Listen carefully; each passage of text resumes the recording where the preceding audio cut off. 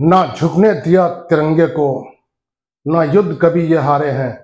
भारत माता तेरे वीरों ने दुश्मन चुन चुन कर मारे हैं। सलाम है इंडियन नेवी को, सलाम। कल जो इन्होंने कारनामा किया है, आज पूरी दुनिया के जो न्यूज़पेपर्स हैं और पूरी दुनिया का जो मीडिया है हमारे भारतीय नौसेना के वीरों के कारनामों से भरे पड़े हैं और इनकी चारों तरफ भूरी भूरी प्रशंसा हो रही है और हर भारतीय का सर जो है इन्होंने गर्व से ऊंचा कर दिया है। जी हाँ दोस्तों, स्वागत है आपका। अभिनंदन स्वीकार करें जितेंद्र त्रिपाठी का। आज चलते हैं भारतीय नौसेना की गौरव गाथा सुनने के लिए, थोड़ा सा टाइम निकालते हैं और क्या इन्होंने किया है मैं अभी आपको बताने जा रहा हूं। यह इंडियन नेवी का विहंगम दृश्य है। इसको देखकर किस भारतीय का सीना चौड़ा नहीं हो जाता।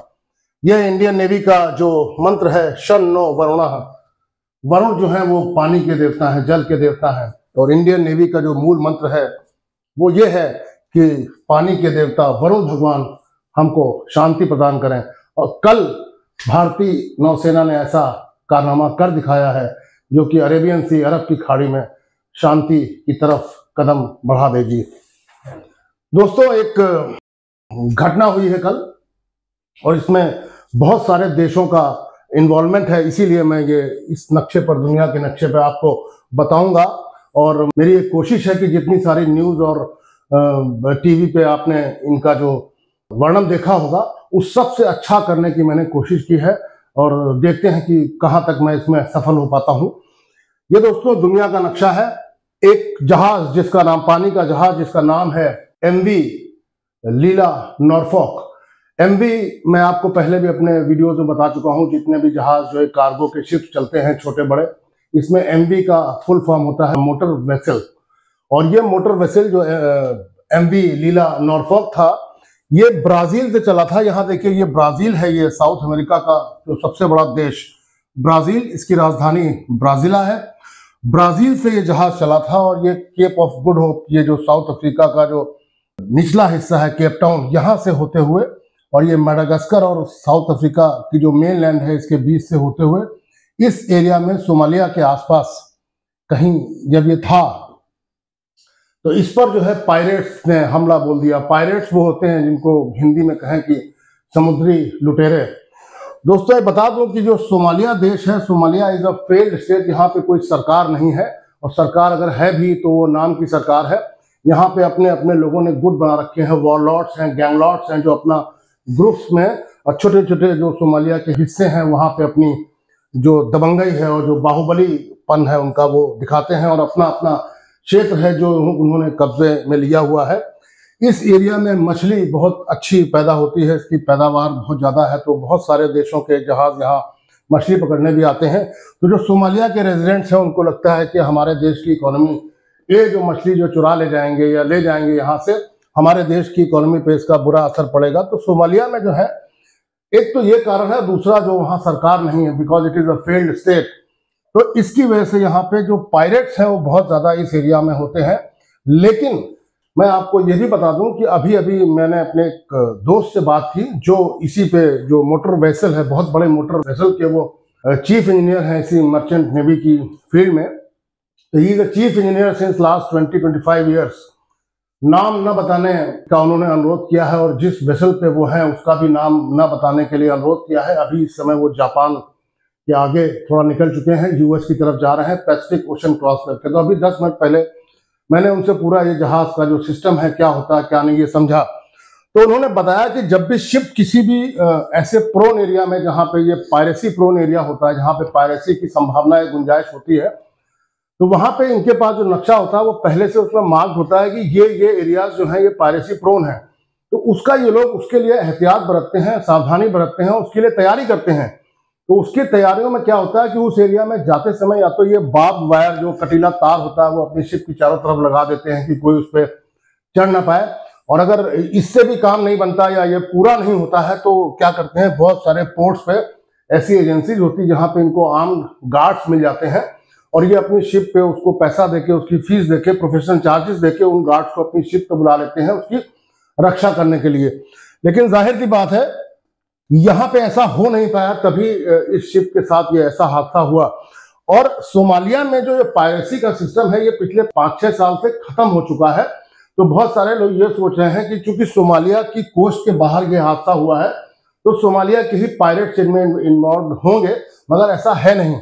ये पूरी कहानी है जो इजराइल हमास वॉर हो रहा है उसकी वजह से, जो यमन में जो हौती विद्रोही जो है जो लड़ाई कर रहे हैं हमास के सपोर्ट में, और जो सारी शिप्स वगैरह पे जो लूटपाट हो रही है या उन पे हमले हो रहे हैं, ड्रोन अटैक्स हो रहे हैं, ये यही यमन में जो हूती विद्रोही है उनकी कारस्तानी है। और यहाँ पर यूएस नेवी और बाकी देशों के नेवल शिप्स भी यहाँ पर आ गए हैं, जिससे कि बाकी जो कार्गो शिप्स हैं उनकी रखवाली की जा सके, लेकिन वो पूरी तरीके से हो नहीं पा रहा है, इसीलिए ये घटना को अंजाम इन लोगों ने दे दिया। अब दोस्तों क्या है कि ये जो शिप है, मैंने आपको जैसा बताया, ब्राजील से इस रास्ते से होते हुए साउथ अफ्रीका के नीचे से, पूरे अफ्रीकन कॉन्टिनेंट के नीचे साउथ अफ्रीका पड़ता है, साउथ अफ्रीका से होते हुए शिप ये जा रही थी बहरीन। बहरीन इधर है सऊदी अरेबिया के बिल्कुल बगल में, जो ये हिस्सा यहाँ पे बहरीन है, बहरीन की कैपिटल है मनामा, उसी के पोर्ट पे शिप जा रही थी। और रास्ते में इसके साथ ये गल्फ ऑफ एडन के पास ये जो एरिया है यहाँ पे इसके साथ ये हादसा हो गया। और जैसे ही ये पता लगा कि ऐसी घटना हो गई है तो जो शिप पे मौजूद जो क्रू था उस पे 21 लोग थे, उसमें 15 इंडियंस भी थे, भारत के जो नागरिक थे वो 15 लोग थे, कुल मिला के 21 लोग थे। तो उन्होंने सीधे जो सिस्टम होता है सैटेलाइट फोन से खबर की यूके के जो उसका मैरीटाइम ट्रेड ऑर्गेनाइजेशन है UKMTO, उसका फुल फॉर्म है United Kingdom maritime trade operations. तो जब भी ऐसी कोई घटना होती है तो ये सबसे विश्वसनीय जो है ये इसका पोर्टल है, इन्होंने इस पोर्टल पर खबर दी कि हमारे साथ ऐसा ऐसा हो गया, और वहां से फिर ये खबर पूरी दुनिया में प्रसारित की गई और सबको बताया गया कि ऐसी ऐसी घटना हो गई है। तो इंडियन नेवी इसमें बिल्कुल हरकत में आ गई। इंडियन नेवी ने गोवा से अपना एक P-81 जहाज इस एरिया के सर्वेलेंस के लिए भेजा, और ये जो जहाज था ये MV लीला नॉर्फॉक, ये उसका फोटो है। तो जो P-81 जहाज जो उन्होंने भेजा, रिकॉन्नेसेंस प्लेन है वो, है ना, सर्वेलेंस करता है, मतलब पूरे एरिया पे निगरानी रखने के लिए। तो उसने इस जहाज को लोकेट कर लिया, और साथ साथ जो है जो अपनी इंडियन नेवी है INS चेन्नई, उसका जो डिस्ट्रॉयर है, बहुत बड़ा वो जहाज है और बहुत ही fully equipped with missiles and arms एंड पता नहीं बहुत ही खतरनाक वो जहाज है। मतलब ये इन लोगों के लिए तो क्या, वो किसी एक देश की, छोटे मोटे देश की सेना के लिए ही अपना वो अकेला जहाज ही काफी है। और INS चेन्नई जो है वो कोलकाता क्लास का जो है वो डिस्ट्रॉयर है। कोलकाता क्लास ये होता है कि उसमें 3 जहाज हैं, एक INS कोलकाता, एक INS कोची और तीसरा जो है वो INS चेन्नई। तो कोलकाता क्लास इसको इसलिए बोलते हैं कि ये एक ही क्लास के, एक ही स्पेसिफिकेशन के लगभग ये जहाज है, इसलिए इसको कोलकाता क्लास बोला जाता है। क्योंकि आपने बहुत सारी न्यूज में ये सुना होगा कि INS Chennai is a Kolkata class destroyer, और इसको जो है बनाया गया था मेजागॉन डॉक्स में, और ये पूरी तरीके से इंडियन जहाज है। और भारत के साइंटिस्ट और भारत के रक्षा वैज्ञानिकों ने ही इसको बनाया है। थोड़ी बहुत मदद कहीं बाहर से ली होगी तो कह नहीं सकते, लेकिन टोटली ये इंडिजिनस जो है इंडियन जहाज है। और ये रहा इसका लीला नॉर्फॉक का जो ये फोटोग्राफ है, इस पे जो है लीला नॉर्फॉक पे, इस पे जो झंडा लगा हुआ था जिस देश का, वो है लाइबेरिया। अब देखिए इतना बड़ा ये जो अपना नक्शा है जो विश्व का, इसमें बहुत सारे देशों का इन्वॉल्वमेंट अगेन फिर से आ रहा है। ये ब्राजील है, ब्राजील से जहाज चल के इतना सब ट्रेवल करके यहाँ पे इसके साथ हादसा हुआ, जाना था इसको यहाँ बहरीन, और झंडा जिस देश का लगा था वो देश है लाइबेरिया। लाइबेरिया मैं देखिए आपको नक्शे पर दिखा दूं, लाइबेरिया की जो राजधानी है वो मोनरोवा है। अब मुझे भी इसमें ढूंढने में थोड़ा टाइम लगेगा, लेकिन ये जो एरिया है, ये यहाँ पे जो हरा दिख रहा है आपको, ये जो है लाइबेरिया है। इस देश का स्पेसशिप पे झंडा लगा हुआ था, और ये जो शिप जा रही थी वो बहरीन जा रही थी, तो बीच में इसके साथ ये हादसा हो गया। तो वो जो अपना रिकॉनेसेंस प्लेन था P-81 again it is manufactured by Boeing. Boeing जो कमर्शियल प्लेन्स बनाता है पैसेंजर्स के लिए, उसके अलावा वो डिफेंस के लिए भी जो है वो लड़ाकू जहाज बनाता है, या इस तरह के जहाज जो नेवी के काम आ सके या किसी एयरफोर्स के काम आ सके, वो भी बनाता है वो। इससे पहले जो कल घटना हुई है फ्राइडे को, जहां पे ये मोटर वेसल जो रीला नॉरफॉक है इसको हाईजैक करने की कोशिश हुई, इससे पहले भी लाइबेरिया का ही फ्लैग किया हुआ एक वेसल था एमवी केम। इस पे एमवी केम प्लूटो, इस पे भी 21 इंडियन क्रू मेंबर्स थे। इस पे भी एक ड्रोन अटैक हुआ था दिसंबर 23 को। इसके अलावा एमवी केम प्लूटो के अलावा एक बार और कमर्शियल ऑयल टैंकर, उस पर भी अटैक हो चुका है। वो सदर्न रेड सी, जो रेड सी है उसके एरिया में, वहां पे भी उस वेसल में भी the vessel had a team of 25 Indian cruise जो है उस वेसल पर थे।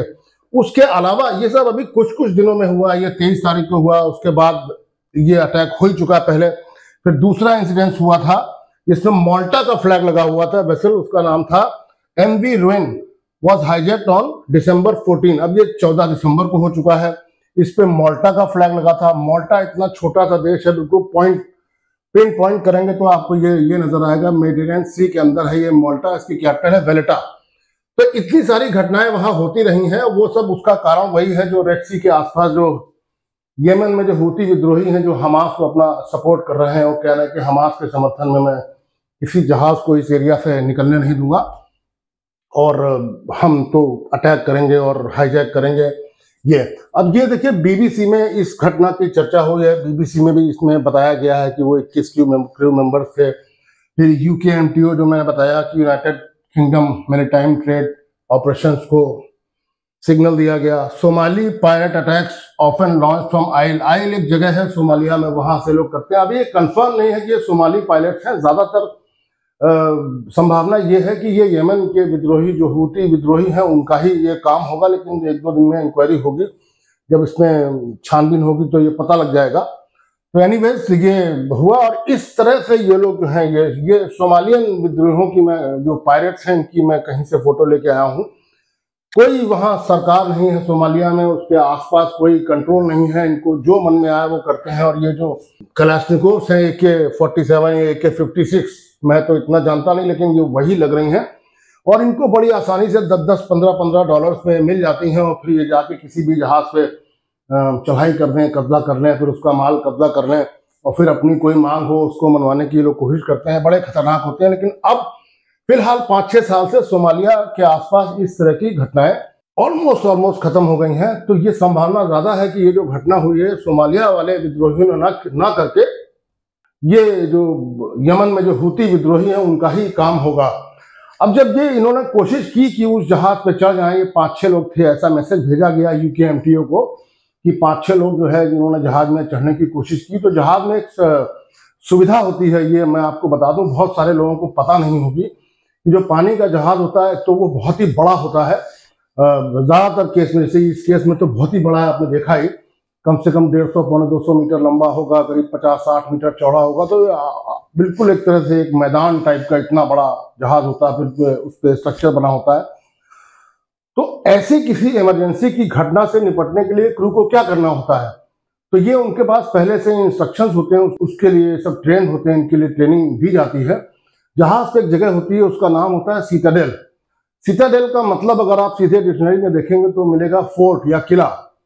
तो बस उसी का जो नाम के अनुसार जो है एक सिटाडेल जहाज के अंदर होता है, जहां पे सारा क्रू जितने भी हैं, 15 लोग, 20 लोग, 25 लोग, 50 लोग, वो जितना बड़ा जहाज होगा, संख्या जितनी क्रू मेंबर्स की ज्यादा होगी उस हिसाब से वो सिटाडेल भी होता है। और सिटाडेल में सारी व्यवस्था होती है, खाने की भी व्यवस्था होती है, वहां उनके टॉयलेट्स वगैरह भी होते हैं, जिससे कि अगर मान लिया 2-4 दिन वहां रहना भी पड़ जाए तो सारी व्यवस्था वहां होती है। लेकिन वहां कोई घुस नहीं सकता। एक बार अगर वो लॉक हो गया तो उसकी दीवारें जो है कहीं कहीं किसी केस में जैसे इस तरह से होता है। इसकी दीवार देखिए इतनी बड़ी, इसकी जो बेवल्ड जो स्प्ले की गई, तिरछी की गई दीवार है, ये करीब 17 इंच मोटी है दीवार ये। और कई केस में तो ये डबल वॉल दीवार होती है कि 4-4 इंच की दीवारें, दो जैसा भी डिजाइन हो, 2 इंच की दीवार, फिर बीच में गैप, फिर 2 इंच की दीवार, या पूरी सॉलिड 17 इंच की दीवार। हालांकि वो बहुत, उसका वेट बहुत ज्यादा हो जाएगा स्टील का अगर इतना होगा, बट ये होता बहुत 45 मतलब बहुत मजबूत। इसके अंदर एक बार अगर घुस गए लोग, अगर लॉक कर लिया, तो फिर कोई भी पायरेट या कोई भी जो अटैक करने वाला है वो इसमें घुस नहीं सकता। ना तो कोई गोली का असर होगा इस पे और ना कोई गोले का असर होगा कि कोई हाथ गोला डाल दे, ग्रेनेड डाल दे। ये बहुत ही सेफ और सिक्योर जगह होती है। खाना पीना रहना की सब व्यवस्था अंदर हो गई और अंदर कम्युनिकेशन की भी व्यवस्था होती है। पूरे सैटेलाइट में कहीं भी मैसेज भेजेंगे तो पूरी दुनिया के सैटेलाइट इसको कैच कर सकते हैं और जहां जरूरत हुई उस मैसेज को भेजने की, वो भेज के जो असिस्टेंस है, जो हेल्प है, वो एक्टिवेट हो जाती है। तो इस केस में भी यही हुआ, इन लोगों ने अपने आप को सिटाडेल में लॉक कर लिया। और हाँ, इसमें जो अभी मैंने अपने दोस्त से बात की, जो अभी इस समय शिप पे ही है और चल रहे हैं पैसिफिक ओशन में, उन्होंने ये भी बताया कि अगर मान लीजिए 5 लोग 10 लोग अंदर लॉक हो गए हैं और एक कोई आदमी बाहर बचा रह गया, वो अगर किसी तरह से नहीं आ पाया है, तो वहां पे इनका एक कोड होता है। जैसे मान लीजिए अल्फा बोल दिया, बीटा बोल दिया, या कुछ भी कोई ऐसा कोड, सिंड्रेला बोल दिया, तो वो अगर जब तक वो कोड नहीं बोलेगा तब तक ये दरवाजा नहीं खुलेगा। उसको वो कोड बोलना होगा जो ये आपस में ही इन लोगों को पता होता है। और भी कई इसमें व्यवस्थाएं होती हैं गेट खोलने की, कि अगर मान लिया आर्मी पर्सनल ही आ गए कि हमने आपको बचा लिया है, तो उनको कैसे पता लगेगा अंदर से कि आर्मी पर्सनल्स हैं या पायरेट्स हैं या क्या है। तो वहां पे समुचित व्यवस्था, बहुत अच्छी, बहुत सिस्टमेटाइज व्यवस्था होती है कि बाहर से जो कम्युनिकेशन है वो बहुत अच्छा स्थापित हो जाता है। तो इस केस में भी कम्युनिकेशन, जो वो जहाज आया था इधर INS चेन्नई जो है पानी के रास्ते चल दिया, उधर जो P-81 था वो हवा के रास्ते चल दिया। उसने इस जहाज के ऊपर चक्कर लगाया और वहां से उसी ऊपर से ही इनसे कम्युनिकेशन स्थापित किया और इनसे बात हुई और इनको जो भी हेल्प करनी थी वो उन्होंने सारी हेल्प प्रोवाइड की। और ये हमारा जो P-81 विमान है जो गोवा से उड़ा था यहाँ के लिए, ये P-81 Indian navy aircraft for intelligence, surveillance and reconnaissance, इसको ISR बोलते हैं। ये इसी मिशन में काम आता है। और मैंने आपको बताया कि it has been manufactured by Boeing, ये बोइंग कंपनी जो US की है। ऐसे इंडियन नेवी का जो MQ-9B जो प्रेडेटर ड्रोन है, इसको भी मतलब कोई भी कसर छोड़ी नहीं गई। मतलब जरा सी ये खबर आई क्या कि सारी तरफ से कोई भी लूपहोल छोड़ा नहीं गया, कोई भी लीकेजेस छोड़े नहीं गए। उधर INS चेन्नई जो अपने आप में एक बहुत ही बड़ा जो स्टैब्लिशमेंट है ये डिस्ट्रॉइंग का और अटैक का और लड़ाई का, उसको भेज दिया। ये प्रेडेटर ड्रोन आ गया, उधर वो रिकॉनेसेंस P-81 जहाज आ गया। ये रहा INS चेन्नई का ये विहंगम दृश्य। देखिए कितना बड़ा, क्या क्या इसके पास व्यवस्थाएं हैं। सब गन्स फंस लगी हुई हैं, ये सब देखिए तोपें लगी हुई हैं। बहुत, मतलब मैं तो इतना नहीं जानता इसके बारे में, लेकिन मैंने जो पढ़ा है उसके हिसाब से ये missile, surface to air missile, surface to surface missile, मैं इसके बारे में बताता हूँ आपको। इसका मैं थोड़ा सा ढूंढ के लाया हूँ। INS चेन्नई जो है ये अभी रेड सी के आसपास जो है डिप्लॉय किया गया था, क्योंकि वहां पे वो थोड़ा सा वॉर प्रोन एरिया हो गया है। ये नेवी का indigenously designed and constructed guided missile destroyer है। ये अपने आप में बहुत बड़ी चीज है, missile destroyer. It was constructed by Mazagon Docks Limited, जैसा मैंने आपको बताया, और ये कमीशन हुआ है इंडियन नेवी में नवंबर 21, 2016 में। अब ये कितना लंबा चौड़ा है, इसके क्या स्पेसिफिकेशन देखिए कि अपने आप में 163 मीटर लंबा है। 163 मीटर मतलब हो गया करीब करीब 500 सवा 500 feet and a beam of 7.4 metres. ये डिस्प्लेसमेंट इसका 7500 टन ये ले जा सकता है। इसकी जो टॉप स्पीड है वो 30 नॉट्स है। अब 30 नॉट्स का मतलब होता है कि लगभग 1.85 से आप इसको मल्टीप्लाई कर लिए, 1.8 टाइम्स कर लिए रफली, तो करीब करीब 56 किलोमीटर पर आवर इसकी स्पीड है पानी में। ये सुनने में आपको लगता होगा कि बहुत कम है, क्योंकि हम लोग जो कार दौड़ाते हैं और जो मोटरसाइकिल दौड़ाते हैं वो 80, 90, 100 के आसपास चलती हैं या इवन मोर। पानी के हिसाब से इसकी स्पीड ये बहुत ज्यादा स्पीड है। दिस इज अपने आप में वेरी गुड स्पीड।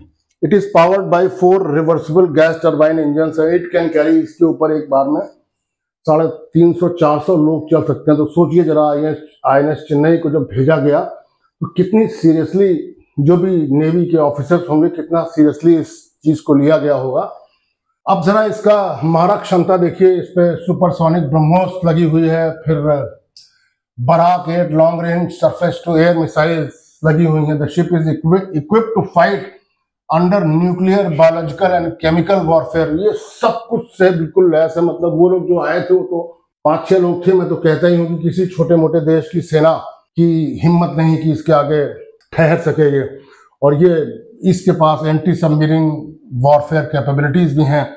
ये अभी रेड सी के आसपास ही थी, तभी ये 3 घंटे में वहां पहुंच गई। 3 घंटे मतलब अगर इसकी स्पीड 55-60 किलोमीटर पर आवर है, तो मेरे ख्याल से 150-200 किलोमीटर की दूरी पर रही होगी।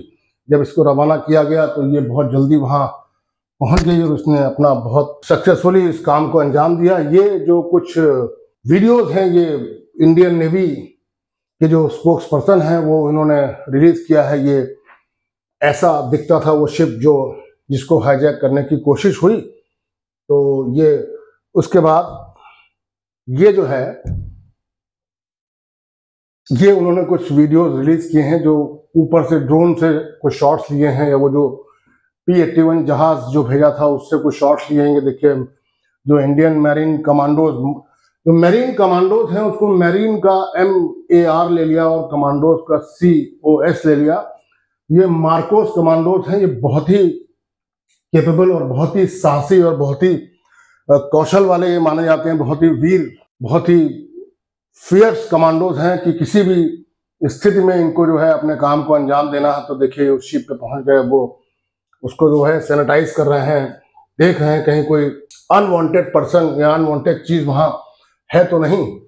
ये एक दूसरा वीडियो है जो कि शायद वही ड्रोन से लिया गया है। ये भी इसमें भी वही दिखाया गया है कि वो जो कमांडोज हैं पूरे शिप पे कब्जा कर लिया है और देख रहे हैं कि कहीं कोई गड़बड़ तो नहीं है, सब कुछ सेफ है, इसको सैनिटाइज कर रहे हैं। ये जो है ये जो इंडियन नेवी है उनके स्पोक्स पर्सन है, उन्होंने कुछ एक्स पर ये कुछ ट्वीट्स किए हैं। ये जो वीडियोस हैं वहीं से लिए गए हैं। इन्होंने पूरी घटना को बताया है। Sanitization by MARCOS has confirmed absence of the hijackers. तो ये इन्होंने बहुत ही अच्छी तरीके से इस घटना को अंजाम दिया। और उसके बाद जब वो जो वहाँ जो क्रू था उनको जब छुड़ाया गया तो वो वही खुशी के मारे वो बिल्कुल झूम उठे और देखिए इंडियन नेवी की जो है वो गाथा गा रहे हैं और भारत माता की जय के नारे लगा रहे हैं। मतलब आपको बहुत अच्छा मन 24 घंटे से बंद थे, इंडियन नेवी आके हम लोग को थोड़ा राहत मिला है। और Indian navy I am proud of Bharat माता की जय, भारत माता की जय, भारत माता की। सही बात है, इनको भी they are proud of Indian navy और we as Indian nationals are also proud of our navy and the MARCOS commando and all the people who were involved in this mission, जिसने भारत के सिर को ऊंचा किया और भारत का जो राष्ट्रीय ध्वज है उसको दुनिया में और ऊंचाई पर ले जाने का काम किया है।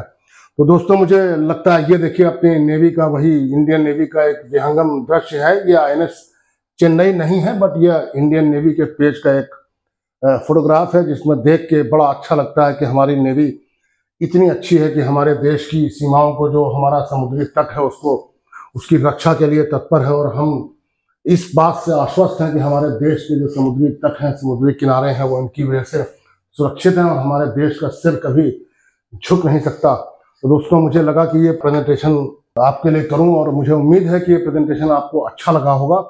हम जो हमारे जवान हैं, जो हमारे इंडियन नेवी के जो कमांडोज हैं, इन्होंने चूंकि हमारा देश का नाम ऊंचा किया है, पूरी दुनिया में इनकी वाहवाही हो रही है, तो हम यहाँ बैठकर एक काम तो कर ही सकते हैं कि इनके लिए एक कमेंट करिए, या तो कमेंट बॉक्स में लिखिए भारत माता की जय और या लिखिए जय हिंद। तो मुझे लगता है कि विदा लेने का टाइम आ गया है। दोस्तों ये वीडियो अगर आपको अच्छा लगा हो तो मेरे चैनल को सब्सक्राइब करें, लाइक करें, शेयर करें और कमेंट के नाम पर आज कुछ नहीं चाहिए, वीडियो के बारे में कोई कमेंट नहीं, आज सिर्फ जय हिंद या भारत माता की जय। नमस्कार दोस्तों।